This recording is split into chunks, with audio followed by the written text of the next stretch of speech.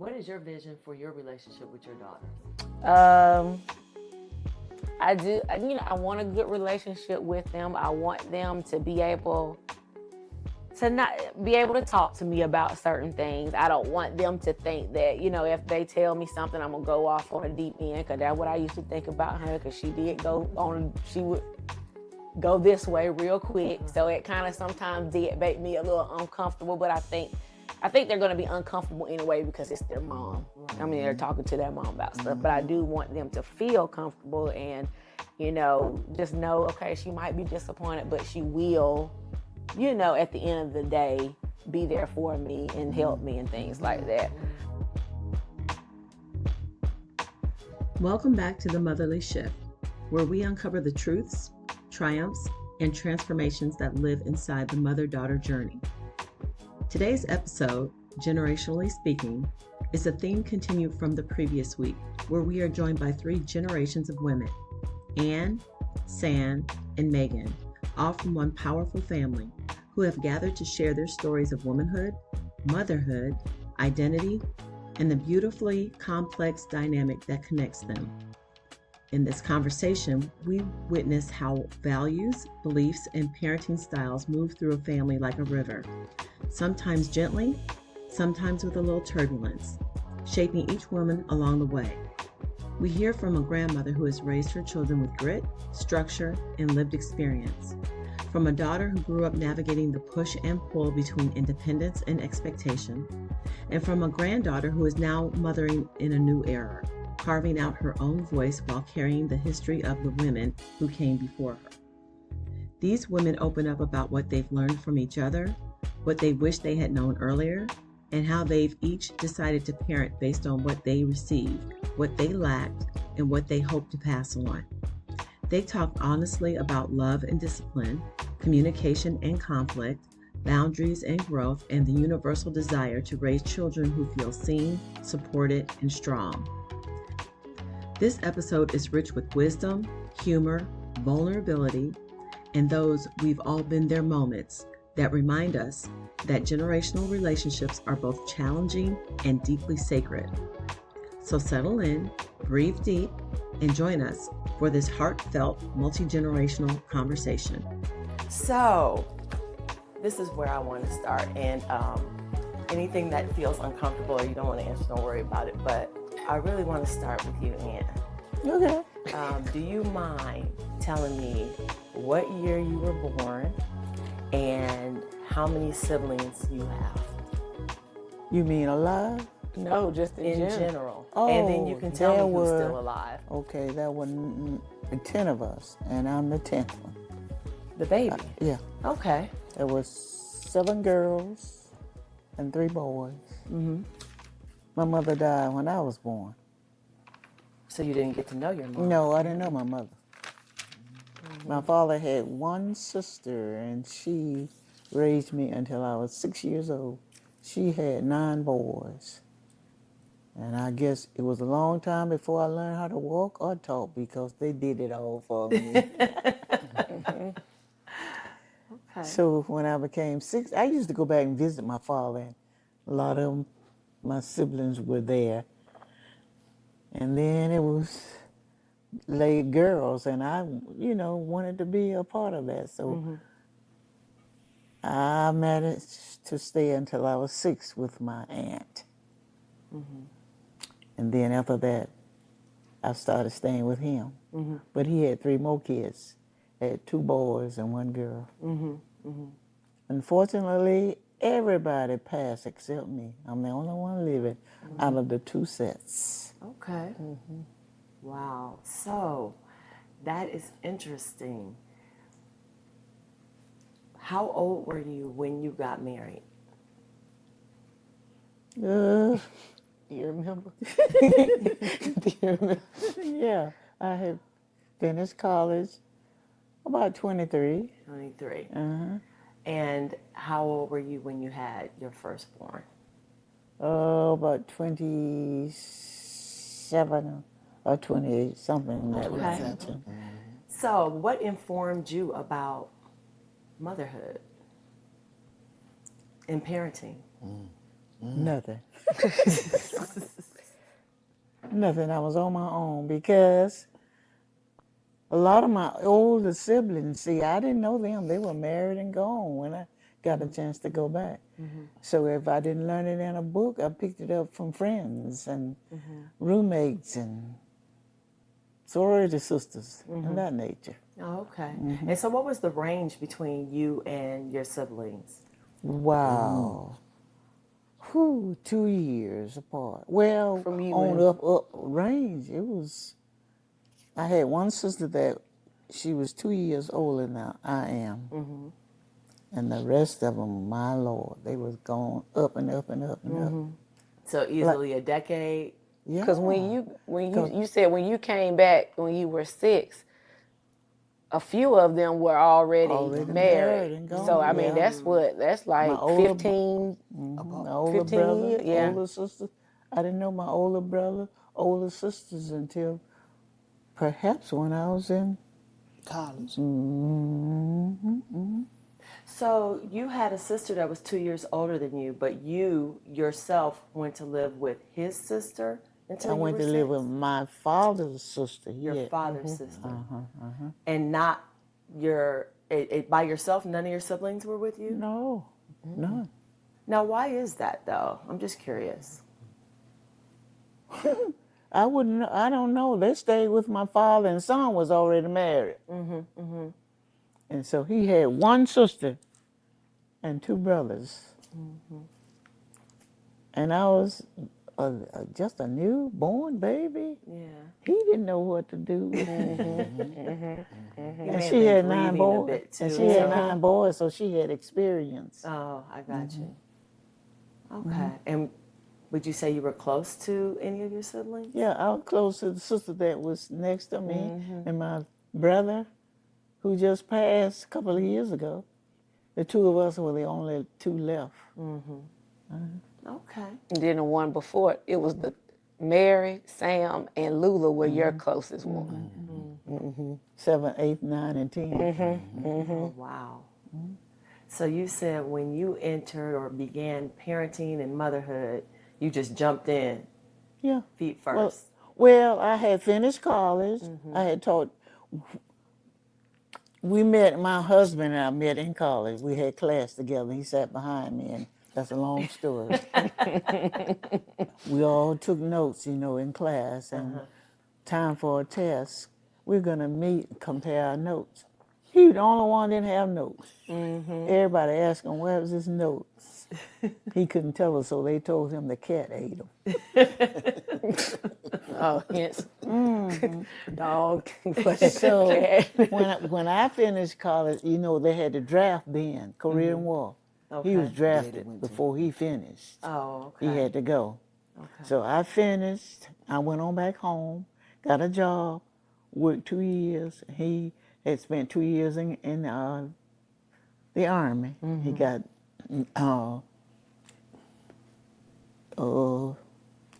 his dismissal, and he came back and went to school and finished at Alabama State.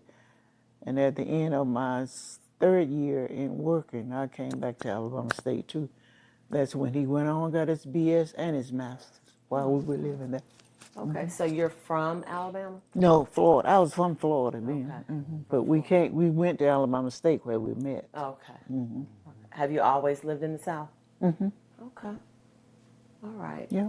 So how would you describe, how do I put this? Because my initial question was what informed you about motherhood and parenting. So how would you describe that transition into that role? That is the one question, but I guess I'm thinking ahead. Forgive me. Because I know when I became a mother, that is when I referred to my mom the most, especially when I was pregnant. You know what I mean? Like, all of a sudden, the person who thought they knew everything, once I became pregnant, I was like, I don't know anything. Right. And I need some help. And I don't know what's going on. And then I had this beautiful little baby, and I'm like, Mom? She didn't have anybody to call on. So What did you do in that instant? That's what Now, I'm asking. the sister that's next to me, Lula. she had 4 boys and 1 girl. Okay. Well, you know, I had experience with having her bring them up, Okay. and I had all of that experience with her children. And then the next sister, I had experience with her children. So we kind of grew up together. Oh, okay. And we learned, and I learned from those 2 sisters. And the brother that was next to that, he had 7. He had 3 girls and 4 boys. So I learned through them. Okay. How many children did you have? 1, Just one? just 1. Her? Oh my goodness. This is explaining a lot. Yes. So Sam, Yes, ma'am. what year were you born? In 1957. Okay. Mm-hmm. And this is so interesting. When did you get married and when did you start having children? Okay, I got married in 1982, and I had Meagan when I got married, I was 25. I had Meagan, she was born in 1985, I was 27. And then I had Simone, and I was 35.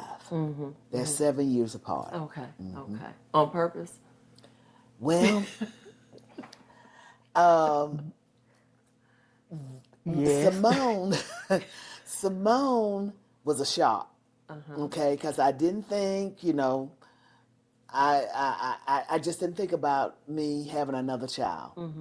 But Meagan was planned. Okay. So how was it for you entering the role of motherhood? Well, it was something that I wanted. It was something that I thought that I could manage because I had experience with mother being there helping me with them. And that is the best part because my mother was always there and helping me to do things, helping me with Meagan and Simone both. And my father did too. Oh, okay. What did you know about parenthood and mother? And I mean, did you ever? So you said you wanted to be a mom, but did you think about what that relationship with your child would be? Did you have any aspirations about that? I thought because the relationship I had with my mom was good. Okay, even though I rebelled a lot in growing up and doing different little things, but my mom and I had a good relationship. I wanted the same thing for Meagan and I wanted the same thing with Simone. But I think I was more prepared to do things with Meagan.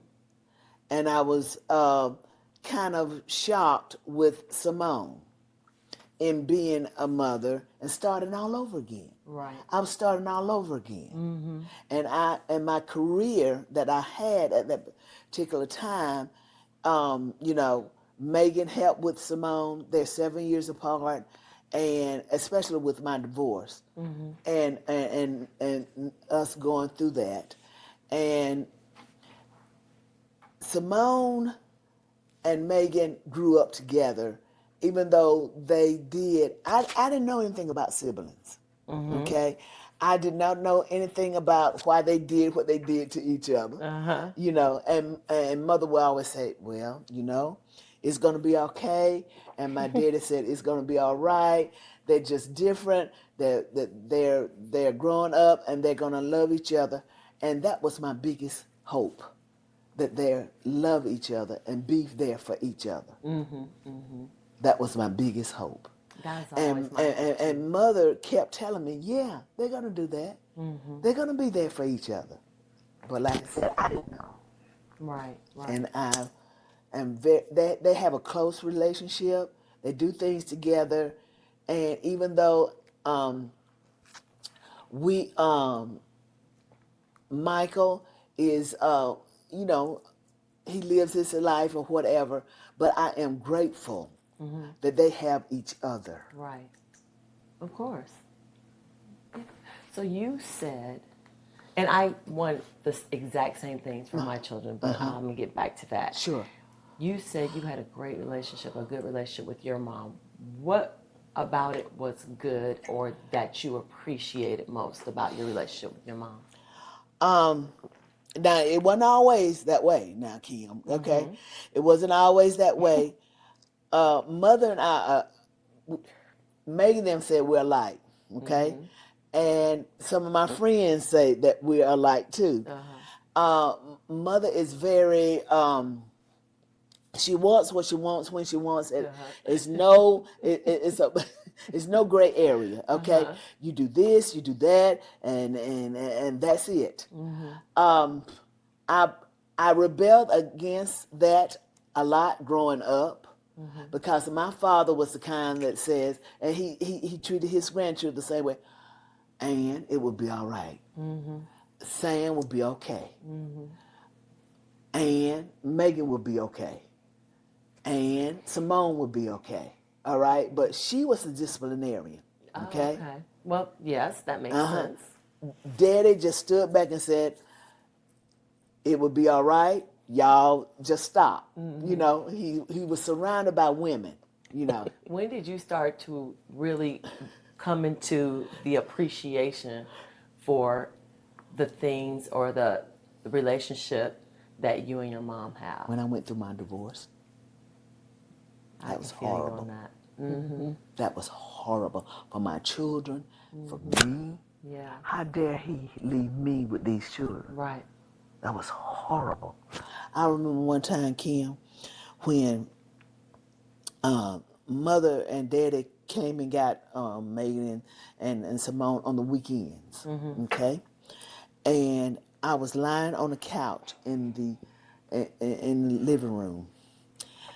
Mother said, "What are you doing?" And I said, I don't know if I can make it. She said, "You got two people in that room, in that bedroom, waiting on you to make it. Yeah. Yeah. And you must make it Yeah. for them." Yeah. I said, "I don't think I can." She said, "Oh, yes, you can. Oh, yes, you can. And you will. And you will." Yeah. That's when I realized I always realized that she was knowing as a mother what to do, as a grandmother what to do. And yes, she will. Right. You know how, what's his name with Muhammad Ali? He used the man The that trained promoter, him. Don The promoter, King? Don King said, "Get back out there, champ. Get back out there. Get back out there. Yeah. Yeah, get back up again. Get back out there. You got to. Right. Because you got those two children that are looking at you to do something." Yeah. So that's when I realized that I needed to do something. All the rebellious things that I did, all the things that, you know, that girls do with their mothers. So what? That's like what age were y'all when y'all got a divorce? Like 42? 42. 42? Yeah. Yeah. I'm like, yeah. I was, 42. Meagan was in the 10th grade and Simone was in the 3rd grade. Yeah. That's a scary time. Yeah. Divorce is hard. It was. It's hard on them. It was hard on them. They react in different ways. So before I go further this direction, let me come back to you. What kind of vision did you have when you realized you had a daughter? Did you have a vision for what type of relationship you wanted to have?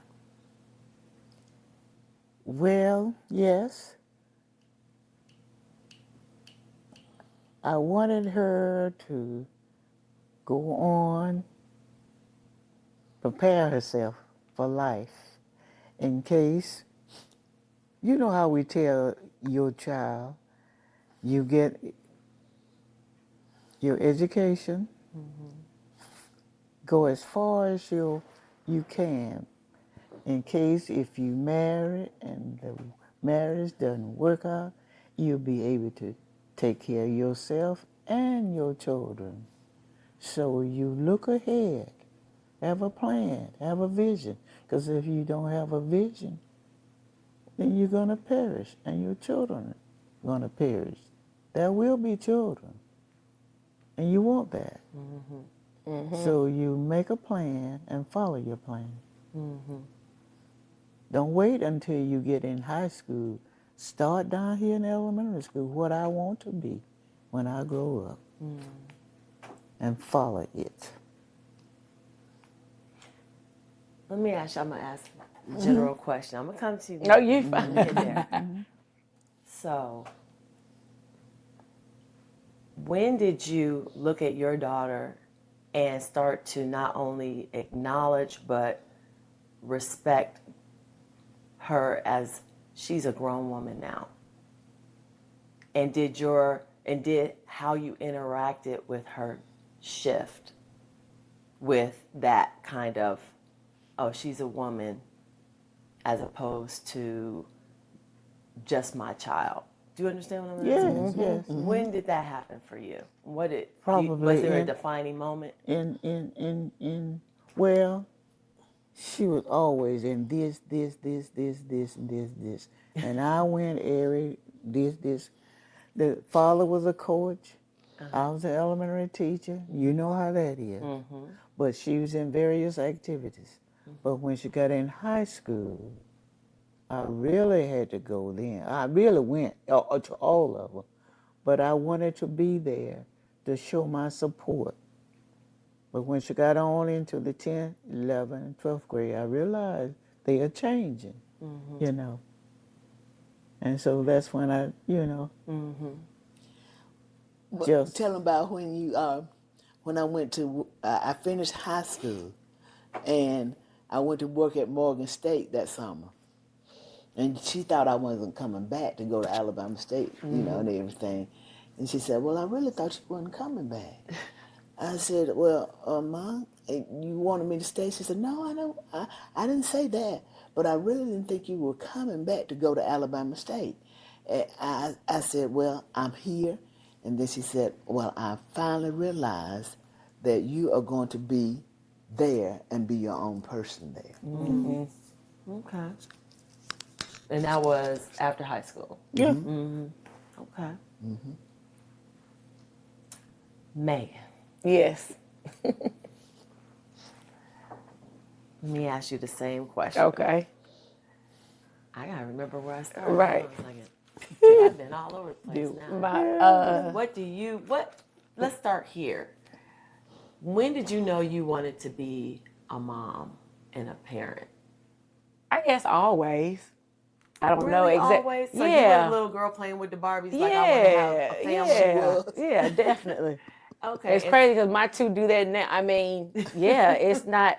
I know I have some friends that were like, I never really thought about being a mom or, you know, whatever. But yeah, I always have. I think it was part of, I said, I'm going to get married when I'm 24 because I think one of them did. I don't know which one it was. I'm going to get married when I'm 24 and I'm going to have kids. I knew I probably just two. I didn't want to be by myself like mama because I felt like she was by herself. But I said I wanted to. So even though you experienced on some level your parents being divorced, you still knew you wanted to be married and have children. Yes. Okay. And I told them too, Kim, don't base your relationship on what you see that was for me. Right. You go ahead and do your thing and know what you're looking for. Yeah. Right. Plan. I mean, fortunately, I still had my grandparents, so which were heavily involved in my life, like heavily more than what probably I wanted to at certain times.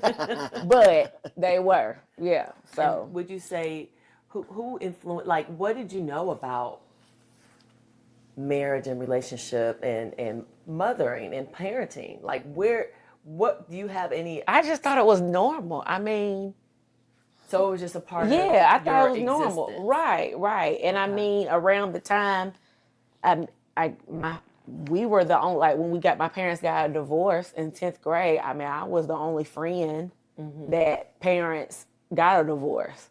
Oh, okay. So, I mean, out of my close-knit, normal, everyday girlfriends, I was the one. So it was still normal to me to have a family.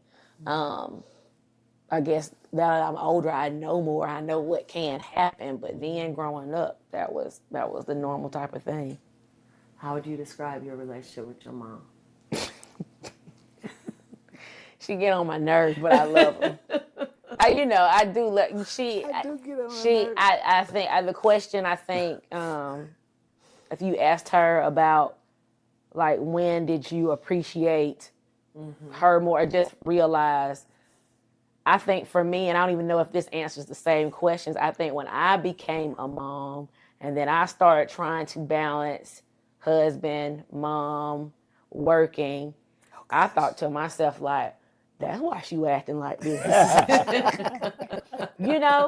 why I was like, look, when I get home, y'all just give me 30 minutes, don't say nothing. Right. I got to deal with these folks all day. I want y'all, so like, why are you snapping? Or why is it like this? So I understand now. So I became more appreciative once all those things started falling on my plate, because growing up is like, you just doing too much. You just acting. Why are you even acting like this? But now I understand why you act the way you act, or did act the way you act. Yeah. Because you don't have a book. You don't have a step-by-step of anything. The reality is there's several books on parenting. It is, but it's still, yeah. It doesn't help. Right. Because that child that you have out your body is individual. That's right. Individual. And then it doesn't matter the fact that two parents have multiple children. Right. Then all of them gonna be different. Exactly. Exactly. So a book ain't gonna cover it. Right. Regardless. No. Yeah. Do y'all have these conversations amongst yourselves a lot about the kids, parenting, relationships? Like, do y'all have a good communication system where you talk regularly? I think we talk regularly, but not like about this, I would say.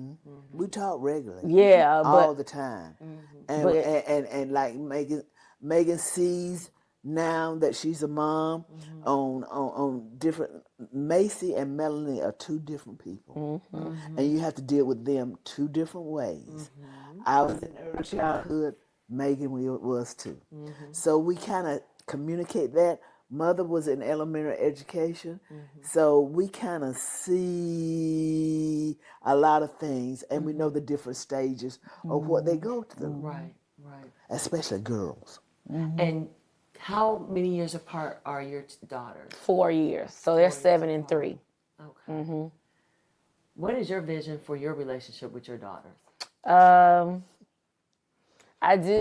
want a good relationship with them. I want them to be able to talk to me about certain things. I don't want them to think that, if they tell me something, I'm going to go off on a deep end, because that's what I used to think about her, because she would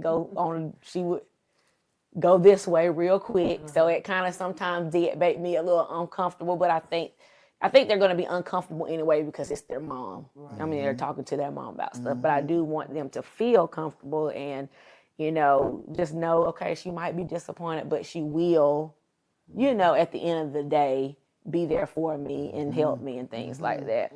I want them to feel supported. I want them to feel loved. So, yeah, that's my vision. I want them to be, great women. I want them to be better than me. Of course, we don't want them to make the same mistakes that we make. They're going to make mistakes, though. And I tell them, you're going to make mistakes. But hopefully you won't, make some dumb ones that I have. You will make some, but it is what it is. Fall in and stay in. Yeah. Want them to be leaders. What was the dynamic like with you and your sister? Y'all how many years apart? We're 7. Okay. So, of course, it was annoying at first. You know, like you said, when they got divorced, I'm 10th grade. I'm in high school. That's way different than a 3rd grade. Right. So, I remember even, you know, we brought up the divorce, but I remember when, you know, we found out that they would be getting divorced. I'm like, whoa, wait a minute. And she's like, yay, we get 2 houses. Yeah. You know, so it's just, we were not, you know, the same then. When she went off to college, that's what I was like, okay, I can hang with you then. You know, we can talk about some stuff since you're going to college and things like that. So once she graduated high school, like her senior year, because I was back at home from college working, that's when we got closer. Right. Right. So yeah. Who is your mom closest to? Out of You and your sister. Simone, Why do you say that? I don't know. Cause Simone feed in stuff. See, I'm not entertained. I don't entertain her stuff or my daddy. My sister is. She talks. And I do talk, but Simone is. Now I'm not saying she love. I don't think she loves her. You know, I don't. But they talk more than I do. Cause I'm like, I'm not fooling. I think Simone and I, we Just talk alike. ugly Just alike. alike. You know. No, they're just alike. And Meagan said, I don't have time for this. You know. Now I'll talk, and they say me and grandmama are like. So you know, we have our There's own no shenanigans. grade with them. That we have our shenanigans going on with each Okay. other, and then we look at them like They got their own stuff. they going do, on. they do, they do Because when Megan was, well, you know, they used to spend the weekend with me. every weekend. So Megan had a cat, and she was in there talking to the cat one day. She thought I was in the other room. She said, "I love you, but you are not human. I wish you were human." Talking to the cat, you know. I'm in the other room, but I heard her. So later on, when the cat went on by his business, sleeping on the back of the couch or something, I said, "Megan, you're lonesome, aren't you?" "Yeah, grandmama."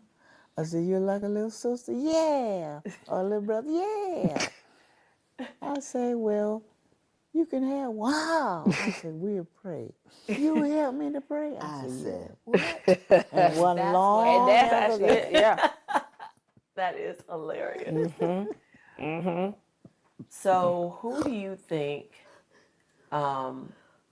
is look between you and your sister is held to have more responsibility or expected to have more Me. responsibility? Definitely. Why me. would you say that? I mean, I don't know if that's an older sister type of thing. Anyways, I felt like I had to be a certain kind of way, and then when Simone came along, this is with her. Now, grandmama was hard on both. Well, mama was too, but I would say for her, I think Meagan had to be this type of way.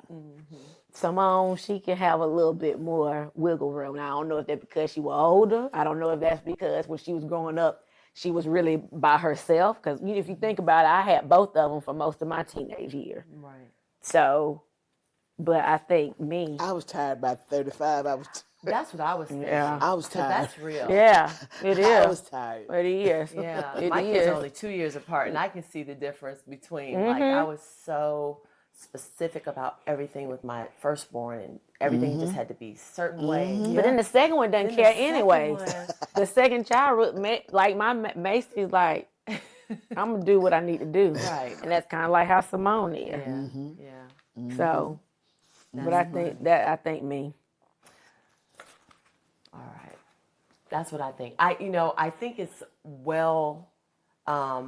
a well-held belief, and there's probably some statistics that go with it that I don't know anything about. But typically, the oldest female child has the bulk of the responsibility Right. for everything. Right. And Mel feels that now, my oldest, because she's like, I just wish I was the younger sister. She don't have to do nothing. I said, well, she's getting to that point, Mel. Because Megan used to have to drive. When I was a principal in Sonoma, when I used to have to leave early, I was in my office every morning at 7, and I left them there. And Megan used to have to watch Simone, make sure she got on the bus, make sure she got, her things. And when Meagan started driving, make sure they got where they were supposed to get. That was a lot of responsibility for Meagan. And I think that you went back to say Meagan always thought that she was responsible for everything, and plus she liked being in that role as far as dressing up, doing little things. She was Miss Prom, Miss this, Miss that, and the other. So she always liked to do stuff like that. And that was part of the difference between her and Simone, because she had that role. Right. Yeah. That sounds familiar. Yeah. Let me ask this question of both of you.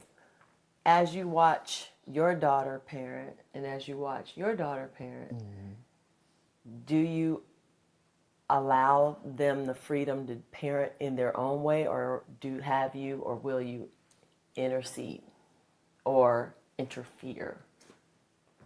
In or what way? take And over? knowing how to So, raise for their example- children? Yeah. No. What did you interfere with her? Not unless she asked me. I didn't make no correction and nothing. Unless she came to me and asked me, then I give her what I thought about it. But other than that, I didn't barge in with her, nah, your daddy. He would ask me sometimes, how come you didn't? I said, well, I let you know I was here if you needed me for prayer or for any. But I'm not going to run in and barge in unless you invite me in. That's my position on it. Saying? Because they have a father, and he has a say-so to what goes on with his children. And I want to respect that. Yeah. Yeah. And I want to respect them as a parent to do the right thing. And they will, because they're own flesh and blood. Right. But I don't say anything. I try not to.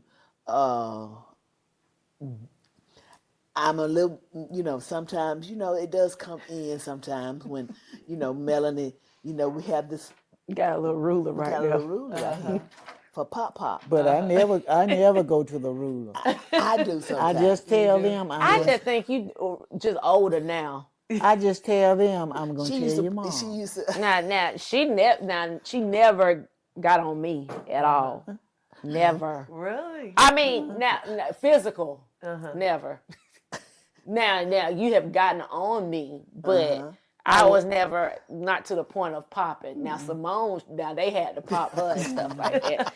But granddaddy never did. Granddaddy did pop Simone. Simone, okay. Yes, both of y'all had to do her, but not me. Yeah, she was see,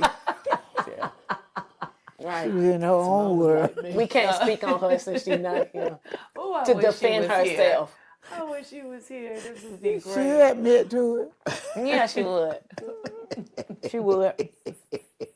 but yeah, and Mason will let you know, I don't need Pop. That's my youngest. I don't need Pop, do I? I said, yeah, She but would. I will. Yeah. Yeah. But I feel like, I feel like the youngest children, you tell me what you think. Yeah. They're extremely observant.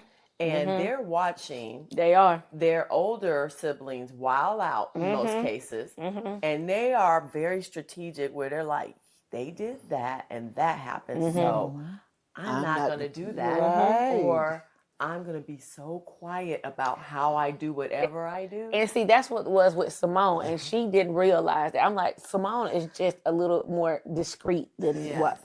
Way more discreet. She's doing the same stuff. Yes.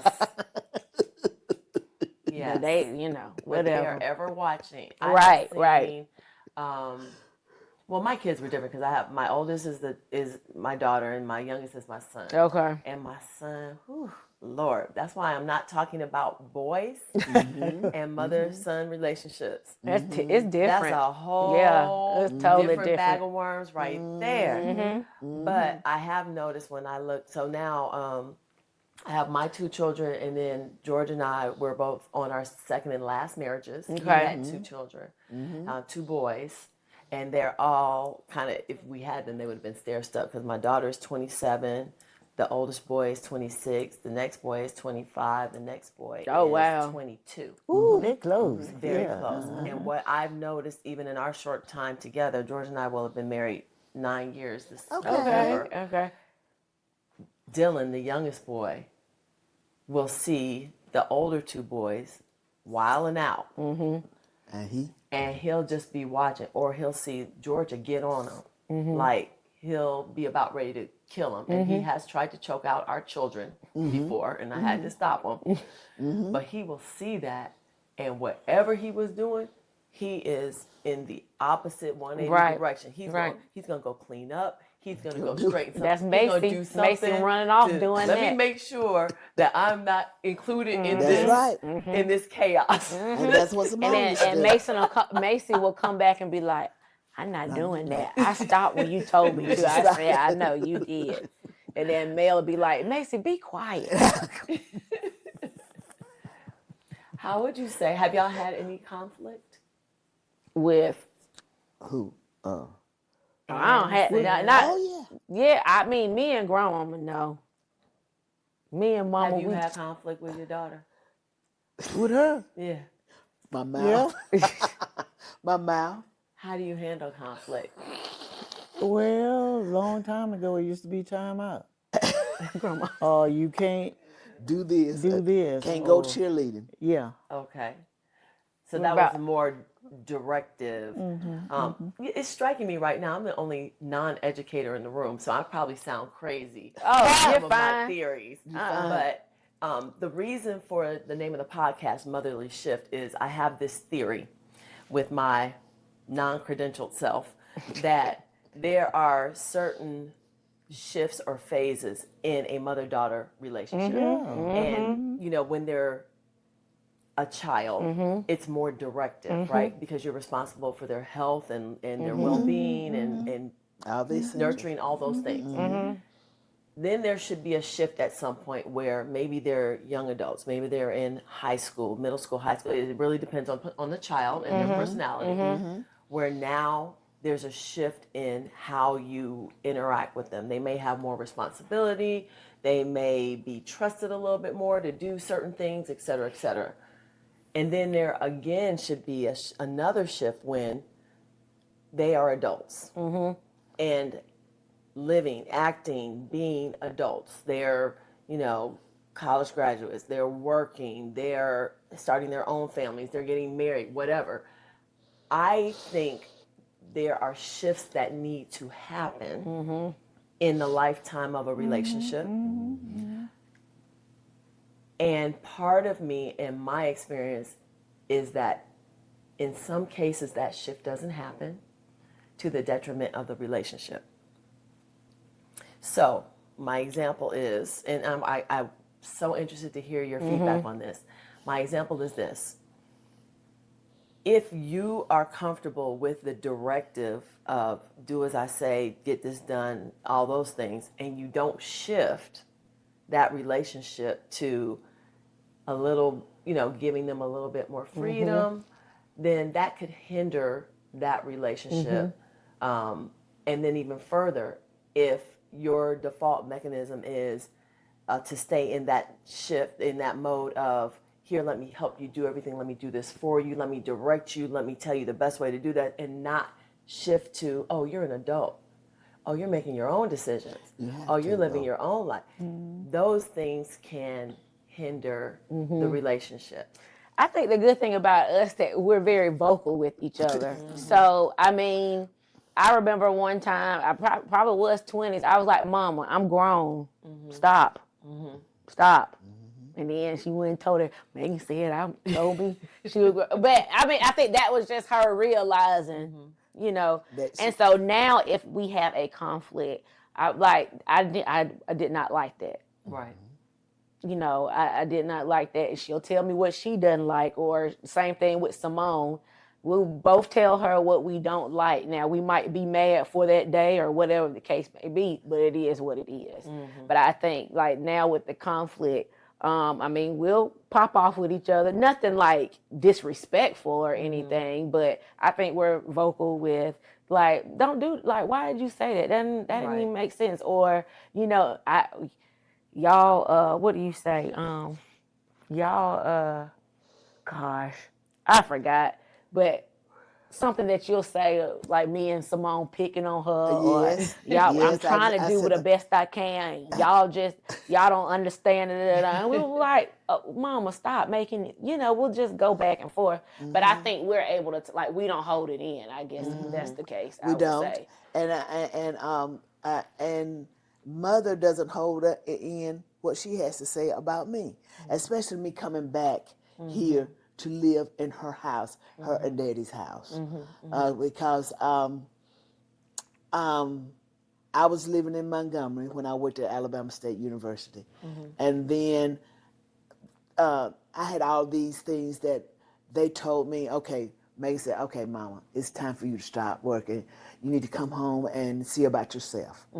Mother said the same thing. So it's a thing that we communicate, we talk, and we understand, and sometimes it's hard, Kim, especially for me. Yeah, let me go in here.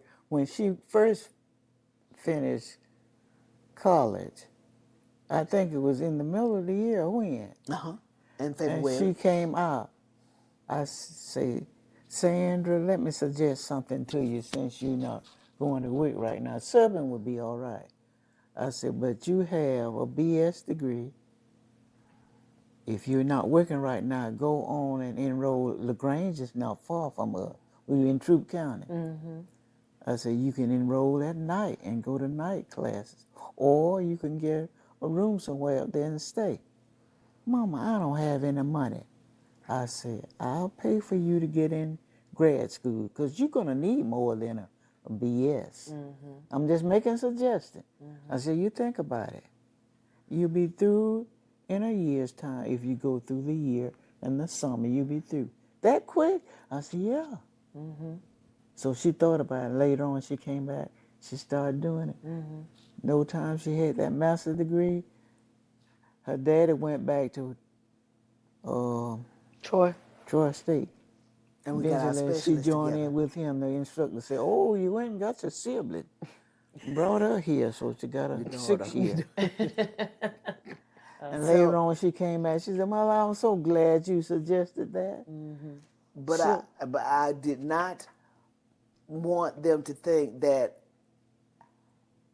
I didn't want to do it, but I appreciated the support, and they always supported me, and that's what I wanted to do for Meagan and Simone, to support that part of preparing in case something, doesn't work out.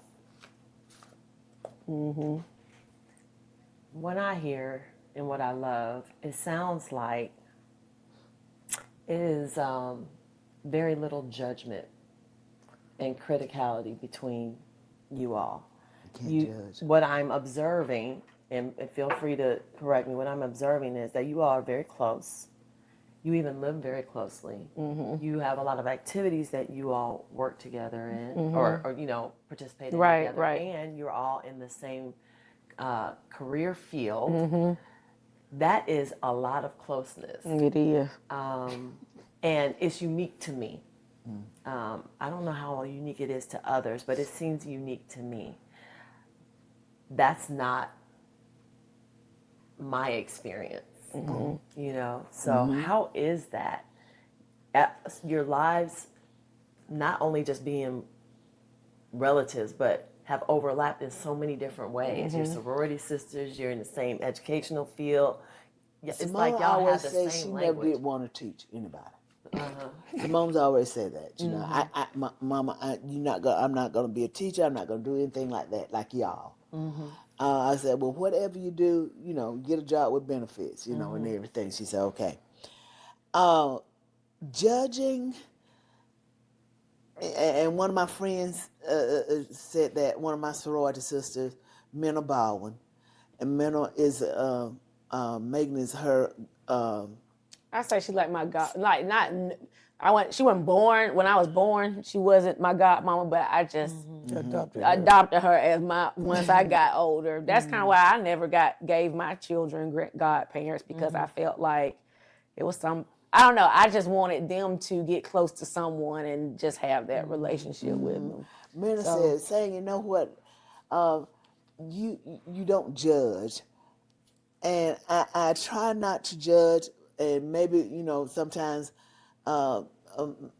some people think otherwise, but Minna said, one thing I like about you, you don't judge, and you don't let people stay where they are,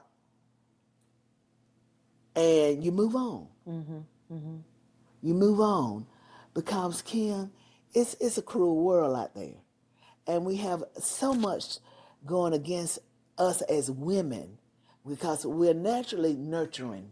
African American women are automatically nurturing people. That's what we do. That's what we do. And a lot of people, a lot of other races, you know, in our oath, you say you're not gonna belittle any race. Right. And you want others to take the same stand. But African American women take on a lot of responsibilities. Being mothers, being nurturing to other people and other children, whether we like it or not. We have a lot. We have our careers. And who are we to judge? I'm not trying to be holier than thou, but, you know, we need to uplift. That's what our oath says. She talking like granddaddy now. But that's very true. And not only that, you brought up a very good point. We are everything for everybody. Everything. Like, we gotta, I remember I think it was over a decade, I was a single parent. And I had to go to work, and then I still had to go grocery shop, and I still had to cook, and I still had to pack lunches, and I still had to be at all the school activities and get them there, and then parent-teacher conferences, and then I tried to work out, and then I tried to, you know, take care of the house. The house has to get cleaned. Clothes have to get washed. All these things. I got to see about them. Yeah. I mean, you know, like, Make sure. I try to, and we are protectors too. So another theory I have, another aspect to this is, all right, so I love hearing this story, because everybody's story isn't like this. And some people have had some real difficulties in their relationships with their mothers, their mothers, particularly the daughters. And I believe, and I know that you said it's a cruel world, and you were absolutely right, especially being an African American, being in this country. I feel like a lot of times Black mothers are fearful for their children, to the point of it's protection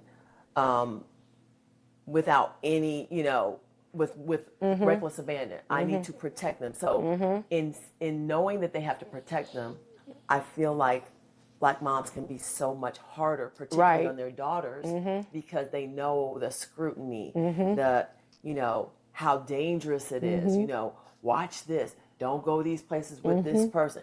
You know, after a certain time, you need to be, because it's out of a position of protection and fear. Because I used to be like, my God, why is grandmama so hard on us? She is so, it was like, no, you're not going to watch that. You're not going to listen to that.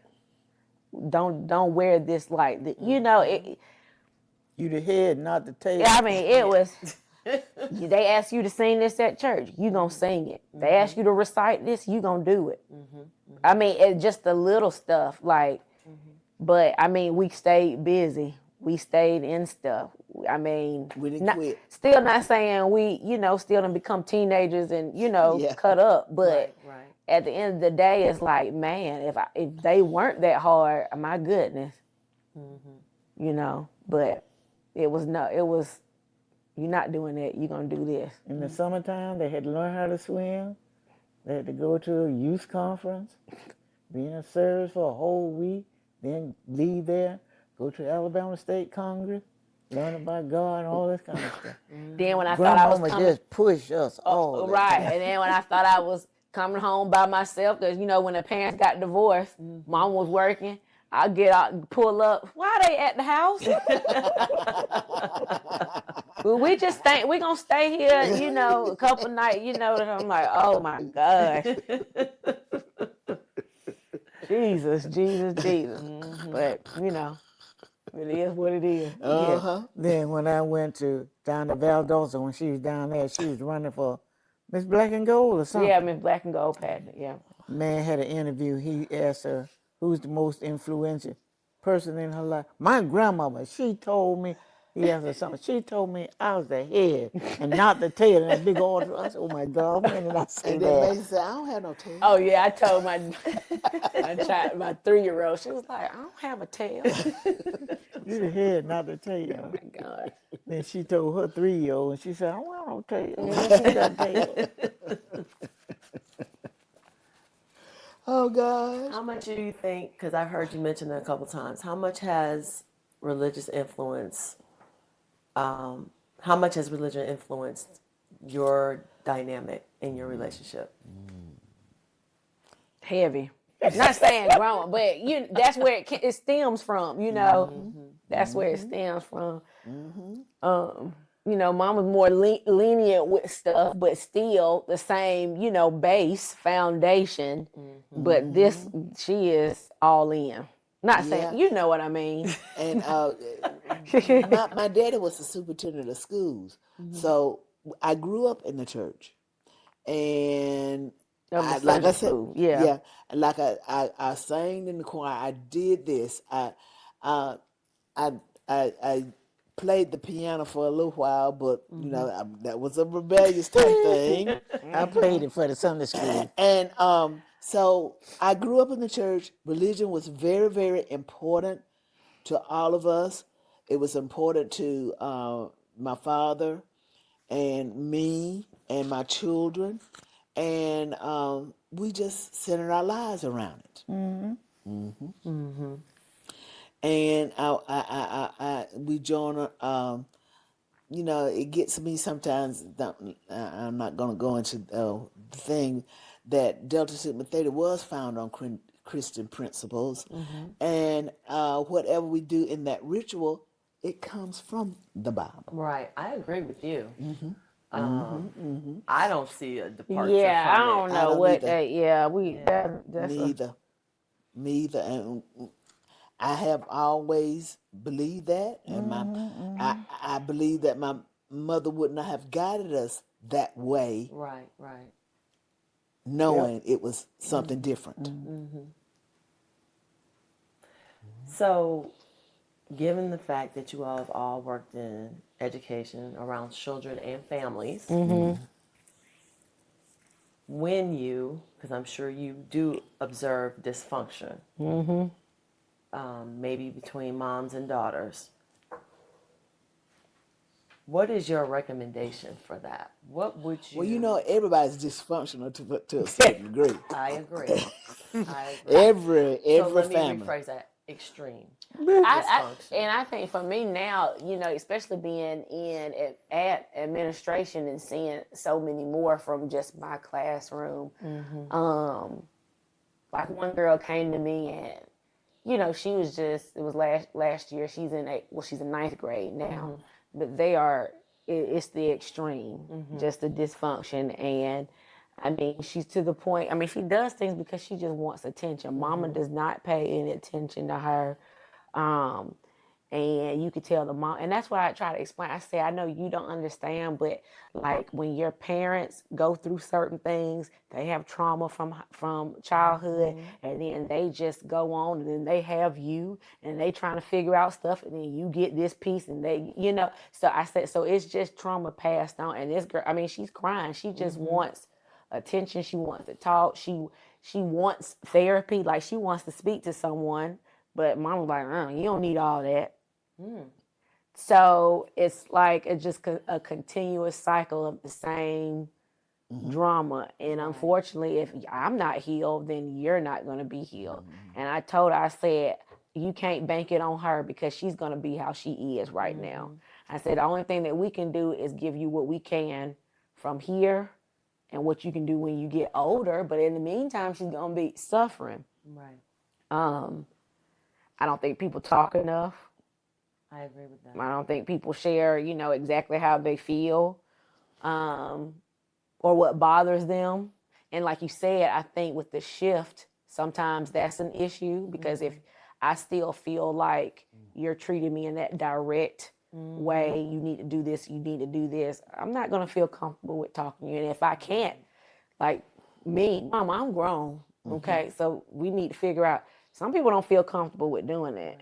And then the other thing I feel like is really important as a mom is to create that environment, as I'm hearing that you all have, where it's okay to come to me and tell me things and you won't get cut down, judged, criticized, how dare you, or ignored, or any of those things. Like that's an environment that needs to be created. And it takes time too, I think. It does. I don't think people can just wake up and be like, okay, be receptive to their daughter telling them things. Right. It's not automatic. Negative. I think that's something you absolutely have to work on. You do. Now, in my coming up, in my working, I was with elementary, but I used to tell my kids, ask them, did they go to Sunday school, or if they go to church, or if the mother would mind me stopping by and picking them up, taking them to Sunday school if they wanted to go to my church. Some of them said yes, and I would get consent from the mother, and we would go by and pick up boys. We picked up, and one boy is a minister now. I remember we took he and his brother to Sunday school with us every Sunday. And they grew up to be fine men. One is a minister, one is in social work somewhere in Atlanta, and the other one's down in South Georgia. He's a minister. Very good boy. But that's the way I handle my elementary children, inviting them to go to church. Some of them participated in the choir. A lot of them joined and was baptized. We had a van that we would pick them up, I'd tell the van man where to go and pick them up, We got some in church like that, but not all. But, if you can save one or two, you've done a whole lot. I don't know that we can get away with that. That's what I was thinking. Where in the world? You can't be alone with anybody else's child anymore. It's crazy. It's too and much. people too. And I mean, you have those people that have just damaged it. You can't trust anybody. And then parents are just different now. Yeah, they don't hold their children accountable. And then they don't want to say anything to them. Right. So But then some of those same kids, my husband sent them on to college, paid for them to go to college. They came back, was teaching in the troop kind of. One young lady got to be an assistant principal, and she just died a couple of years ago. We sent her to Albany, went to everything down there just like she was ours. If you're going to, well, you know that. say it. What? Yeah, help. You got it, then help somebody else. Absolutely. And we don't do enough of that in our community. I feel like when there's opportunities to speak into situations, we're more fearful now in this day and age because of, the retribution that you can get. Like you said, Meagan, a lot of these parents don't say anything to my kid. I don't care if they blow the school up. Right. Don't say anything to my children. Don't discipline them. Right. You call me and then I'm Right. gonna argue with you Correct. about why you called me off my job. Like that's the mentality I experienced that this week. that we're dealing with now. And so when you see situations, and I heard about this, I don't know the details. I feel like y'all in this room were more closely involved with it. But some event that we had where the mother and daughter were actively arguing and cussing each other out. First of all, it made me sad to hear it. So I Right. didn't really want the details. But Correct. if you were there, how would you handle that as black women looking at black you there? women? Were you there? No, I had my back surgery. It was Krishana. I know. Yeah. It was at the concert. Right. Yeah. Right. That's Black women looking at black women go through that. You know, what's our responsibility in that? Because like you said, we wear a lot of hats. We have a lot of we do. responsibility.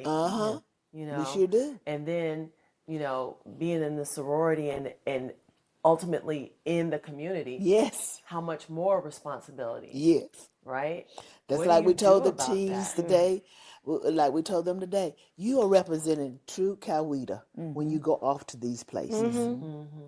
and they're representing themselves too. That's right. That's right. That's You right. know, you don't want to carry on like that. And I feel like that's what I'm trying to do with one girl at school now. This guy has a lot going on, and you know, the mom is single, working. I think it's 5 children, and you know, she's working at night. So that daughter that's in 8th grade has to come home and help with them. But at the same time, she's still a 13-year-old. Still a 13-year-old. And then you get yourself wrapped up with boys that aren't gonna, you know, and then you're gonna We'll take end up advantage of following it. the same, you know. same So, advantage. I mean, we are literally trying to save her from, because I feel like this 8th, 9th grade year is very important. Yeah. It Right. is. Very important. And that's what I was telling her. She said she wants to be an obstetrician. And we put her up for this scholarship that they'll follow you along the way, and then when you do go to college, they'll give you $10,000 to go through. So, That'd I be mean, wonderful. trying to set her up, but I mean, you know, She's got to it's like you're fighting against home life too. Now, you're a principal? Assistant principal. Okay. This is why I never wanted to be an educator. What percentage of education do you actually do? Because it's so many other things that you're responsible for aside from just educating the children. So what percentage of education do y'all actually do? I mean, now teacher, I'm freshly coming out of the classroom with this being my 2nd year going to the in restroom. admin. I mean, a teacher, that is the best way if you want to have that direct.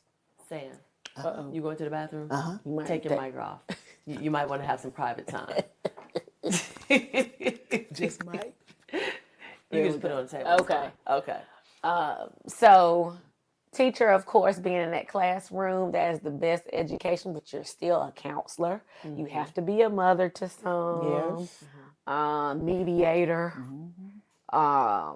just everything. And then with me being a step above, it's a counselor.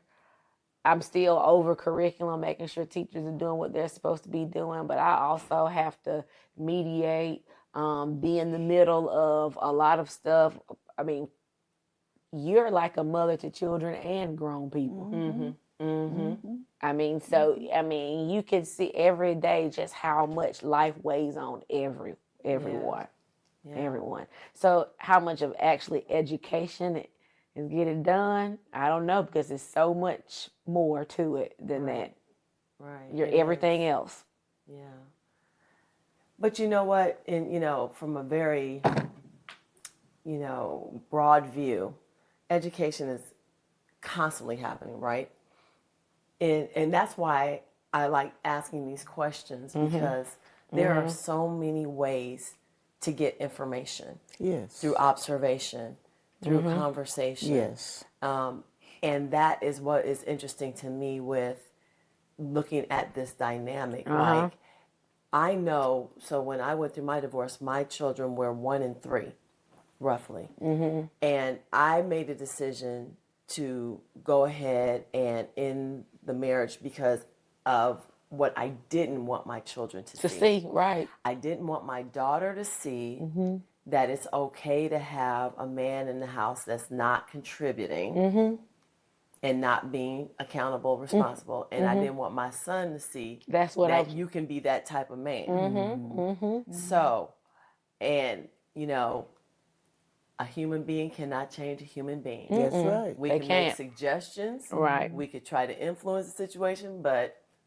unless God himself decides to change that Correct. person, it's not going to happen. No. Right. So, but I do know and believe that that divorce has had effects on my children. Sure. And they're young adults at this point. Tried to have conversations with them. And they're getting older and more mature, and they're starting to see things a bit differently. And of course, my daughter is head and tails above my son, even though they're only 2 years apart. Yeah, in it's her different. Yeah. comprehension and everything. My son is so black and white about everything.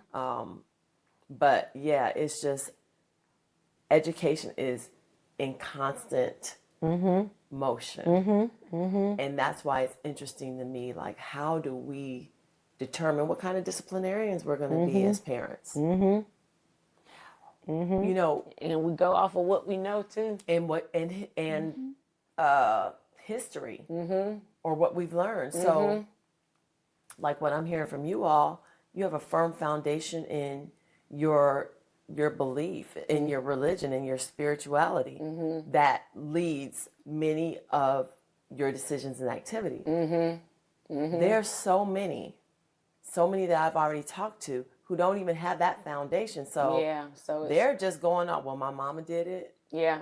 or this is, Right. this is what I know. All I know. Yeah, that's it. My mama Especially- cussed at me, so I cuss at my kids. Yeah. Yeah. Yeah. Yeah. But mama do be. Well, yeah. She picked that up from this and that and everywhere because she shouldn't hear that at home. Growing. Oh, no. No, yeah. Oh, no. Talking about cussing. Talking about cussing mamas. Is that blue light still on? Yeah, it is. Now, mama used to be like, I used to say, Mama, you shouldn't say that. You make me say it. I remember Kim. Simone was in pre-K 4. I was principal in character. And her pre-K 4 teacher came to the office. They were on their way to the lunchroom. I was the principal of that school. And Miss Horton said, Simone, tell your mother what you said. You just said. And Simone looked at me, and Miss Horton went on to the cafeteria. Simone, well, Mom, I put my foot in the chair, and I told Whatever boy name. boy that he wasn't sitting his ass here. Sit in the right context. How old was she? 4. Oh, where'd she hear that from? So I went home. I was so upset. He embarrassed, probably. I told Michael, I told her dad. He said, what's saying? You said the same thing. So why you, I said, well, why you want to put it on me? He said, well, it's true. So it came to my attention that, Meagan never would have said anything like that. Right. She said one time in the Bible, what you said? Yeah, that was in high school, but In I high was school. foolish anyway in high school, so that didn't matter. So Mr. Ballon, what is Oh it? yeah. I said you saw him. I was like, yeah, I'm just gonna sit my ass down. Yeah, Mr. Ballon said, He came over. He was like, I said, well, it's in the Bible. He said, no. So, is a lot of what you hear and what you think you hear. True enough, Meagan said, I would say, well, you make me say those things, and everything. Yeah, And mama say now. Grandmama try to act like now. I don't know how she said with you. Grandmama never cussed at me. Now, Simone used to make you say some stuff. Simone made all of us. Yeah. Except granddaddy. Yeah, He be, granddaddy never he be said. telling me, and you know what she did? And I want to slap his face. She got a ticket. Here it is. Well, what you bringing it to me, John? Pay it. You know you gonna pay it. you know it's gonna pay it, and nothing's gonna be done. Cause you got it in the car. Right. Yeah. She would do that. He would do that. Yeah. Well, grandparents do that. They do. That's the luxury they have in being grandparents. Yeah. They do. They do whatever. Yeah. That's sweet though. Absolutely. You gonna make me cry, Megan. I'm sweet. Sometimes. How my is it great living grand. Oh, we left when she first finished college. You came. to Oh, live how with was it me. when I moved back home? And living together now. Oh, now okay. Well, with us, it was. I mean, yeah, I was fine. Right. I was surprised at how, of course, they stayed on me more high school growing up like that. But once I came home, I mean, She had her own because I had a job, job, and of course, I guess, I mean, it was real easy. It was just us two. No, Simone was home that first year, so it actually went well though. It did. Because she was a senior, I think, that year. She was. And so she went off. And then it was just us two at home. And I mean, how the house was, her room was on one side of the house, mine was on the other side. I mean, we would come home. I mean, she cooked most of the day. Most time. Yeah. And she was still working, so we would cook. She would cook. I would clean up. I would go on my side. On the weekend, I would be gone or whatever. She was like, I don't care. If you're not going to come back, you need to let me know. What I Don't said have about me the waiting on insurance. somebody. You got insurance now, so you do whatever you want to do.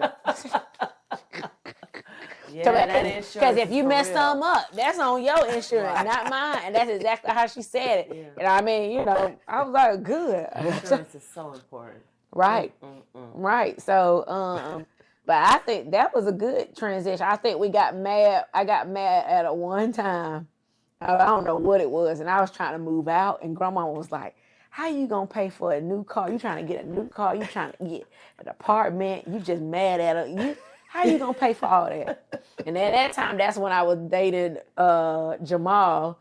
And he had his apartment. I said, I'm just going to get all of my clothes and come. She was like, okay, whatever. And then... be over your head. Right. I do remember. I forgot what that was, but But You got over it. I stayed until, we got engaged and everything. So, but it was fine. Now, this is funny. Oh yeah, me and her. When I first came back, I said, Megan, I don't know. Megan showed me these houses. I did. And then she said, you'll break grandma heart if you don't stay with her. I said, yeah, I will. When she grandma. We would work this out, because Mother was the main reason why I'm home today, because they were killing me down there, and I didn't know it at that particular time. And she said, you can't do this anymore. You just can't do this anymore. So when I came back, I started taking care of myself, Kim. Yeah. That's one thing we don't do enough of. We don't. Feel guilty. Yeah. Yeah. I had a conversation with somebody not too long ago. It was text conversation, but she's recently divorced, and she's really had a life of dysfunction. She's one of the people who I talk with for this podcast as well. And so I'm looking and observing these patterns, and she's aware of these patterns, but she's recently divorced, and she's struggling with loneliness. And it's terrible at night. And That's the it's worst terrible, time. Period. And I'm like, I can identify with that. I remember when I first got divorced, it's a lonely, lonely, lonely place to be. Her children, she has 2 in high school, 1 grown. But, you know, they got their own little lives and everything. So she spends a lot of time. And I was just saying to her, if being divorced benefited me in any way, is I learned the value of just being alone and how not to be lonely in being alone. I had to Just learn that too. really enjoying myself, like weird, kooky stuff. Talk to myself, tell myself jokes, read, take myself out to eat. Talk to the Lord about all just all of these things, and just having a good old time. And then by the time I met George, and I had to relearn how to live with somebody. Yeah. You're gonna be here all the time. Right. And we love George. I forgot I was talking to somebody the other day.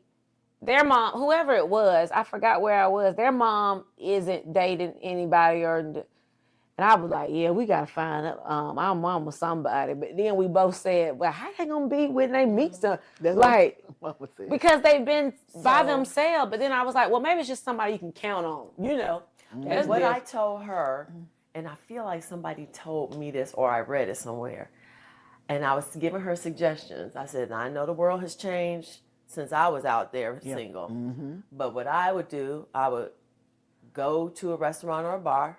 I would always sit at the bar because you're never alone at the bar. No, you're not. You can eat at the bar, and then the bartender is your built-in friend. It is. You sit there, you talk to them all day. They want to hear it because they want a good tip. Right. Whoever else is at the bar, now you got new friends. Exactly. So I'm telling her, go ahead and do these things, do these things. And she's like, I'm a little scared.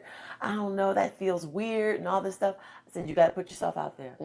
And this is what I told her, though. If you can't enjoy your own company, why should someone else enjoy your company? Right. And she said, oh, that was a word. That was. You got to enjoy yourself. Enjoy yourself. And then I think, and not that we're talking about marriage, but man, the worst thing you can do is be lonely and married. Yeah. It sure is. Yeah. It is You true. right about that. That You is right about that. worse than not having anybody in the house. Not having anyone in the house. Yeah. So, You said a mouthful then. yeah, absolutely. I tell you, and I'll just share this too. So I have noticed, first of all, you all know I'm a talker. I have that's no fine. problem Yeah. talking. I realized when George and I were dating, I used to think we'd be on the phone for hours, because he was living in North Carolina. I was in Wisconsin for a while, and when we were dating, and so I used to think we had the best conversations. But you the one Then I talking. realized I'm the one doing all the talking. So when we finally got together, and I realized I'm just filling the air up with all these words, all this conversation, and he just sitting there like smiling, not saying anything. No. So then I had to learn. I said, you know what? I'm not gonna say anything. I'm gonna just wait, and it would just be quiet. And I realized that silence would drive me crazy. He was perfectly fine sitting in silence. So then I had to adjust and become perfectly fine with sitting in silence, to the point where I went back to my old ways. I was like, well, I'm gonna read a book. I'm gonna go do a puzzle. Right. I'm gonna just, Yeah. I'm gonna just Yeah, that do is me. it. I'll still be here with him. Right. Because I don't want to, appear to be, nasty, or I Nasty got an and attitude. awkward, Just like you sitting right there, I'll sit right here next to you. We can I'll do just our thing. do my own thing. Yeah. Sure is. But I got quiet, and he all of a sudden had conversation for forever. Yeah. Any other thoughts about the mother-daughter dynamic? Anything that I should have brought up that I didn't, that you were thinking we would talk about? No, I didn't know what to expect. You explained it to us that day while you But all were in Kentucky. I still didn't know what to expect, so I didn't have any Expectations. just coming. Like your We just former president, you having a concept. No, I had no concept. Lord. Right. No, he said he did have a concept of a plan. that was. Oh the yeah, thing. that Didn't would have have a plan. Yeah, that's what has the a concept. concept. He has a concept. Yeah. Get out of here. You gotta have a plan. Oh Jesus, that's a whole nother. It is. Yeah. But no, I don't. No, I like this. I like this. Might do Yeah, this you like gotta be once a good. year. Yeah. What now? Once a year, come back, see what You know what? just a follow up, or I don't know. I absolutely do. I absolutely will too. And I'm anticipating. I'm going to speak it into the atmosphere. I'm going to get better at this and have more probing questions and everything. I really get my Oprah Winfrey on. Yeah. That's good though. Yeah. So, but I appreciate you all. Thank you for Yes. your time. Yes. Oh, this is mine. Yeah. Ooh, thank you. I enjoyed it. Thank you for joining us for this special episode of The Motherly Shift, Generationally Speaking. Today we had the privilege of hearing 3 generations of women reflect on their lives, their choices, their relationships, and the legacy they're actively shaping together.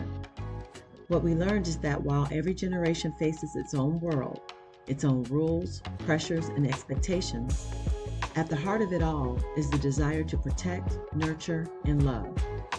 We heard how strong personalities can clash, but also how those same strengths create resilience. We heard how parenting evolves, from survival to stability to intention, each woman trying to give the next generation a little more space, a little more peace, and a little more freedom to be fully herself. Their honesty reminds us that growth is ongoing, healing is ongoing, and generational love, even when imperfect, is powerful enough to change the course of a family forever. If this conversation made you reflect on the women in your own family, the mothers, daughters, aunties, grandmothers, or sisters, then sit with that. Reach out, heal something, celebrate something, ask a new question. Because connection across generations is one of the greatest gifts we have. I'm Kim Michelle. This is the Motherly Shift podcast. Thank you for listening. Be sure to like, subscribe, and share this episode. And join us next time as we continue exploring the rich and beautiful journey of the mother-daughter bond on the Motherly Shift.